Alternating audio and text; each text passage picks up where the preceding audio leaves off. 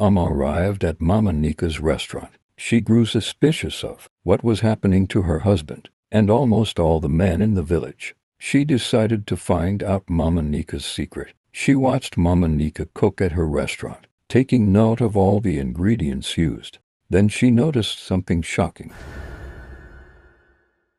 Once upon a time, in a small seller's shop in the village, there was one woman who stood out from the rest, Mama Nika. Mama Nika was a formidable woman with a commanding presence. Her food store was always full of activities as the villagers flocked to her for a taste of her delicious dishes. Rumors had been circulating around the village for years about Mama Nika's ability to do her bidding. But one thing was for certain: every man who ate her food seemed to be put under some sort of spell, unable to resist the urge to come back for more. Mama Nika's food became a hot cake in them, with men lining up for hours just to get a taste. They would fight over the food and even happily wash their plates after finishing a meal. It was as if they couldn't get enough of Mama Nika's cooking, and they would do anything to have another taste of her dishes. But it wasn't just single men who were drawn to Mama Nika's food.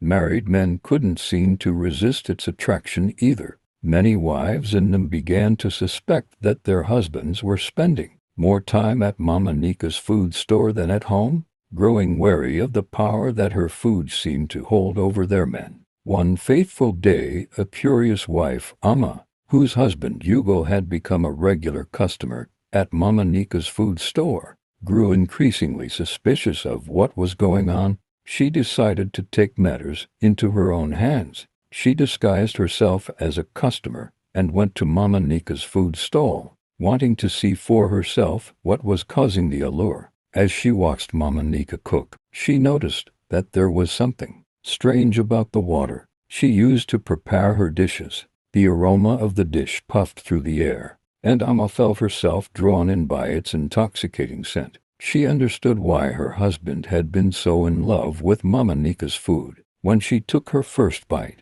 it was unlike anything she had ever tasted. Rich, flavorful, and almost addictive in its deliciousness. Amma found herself finishing her plate, feeling the effects of Mama Nika's spell taking hold. But Amma was determined not to fall under Mama Nika's influence. She steeled herself against the temptation of going back, and instead decided to confront Mama Nika about her magical food. When Amma approached Mama Nika, she was met with a smug smile. "I see you've tasted my food," Mama Nika said, her eyes gleaming with mischief. "Did you enjoy it?" Amma felt a surge of anger at Mama Nika's nonchalant attitude. "What kind of trickery is this?" she demanded. "What have you done to my husband and the other men in this village?" At first, Mama Nika tried to deny it, insisting that it was just a harmless ingredient that added flavor to her food. But Amma would not be swayed. She snatched the calabash from its hiding spot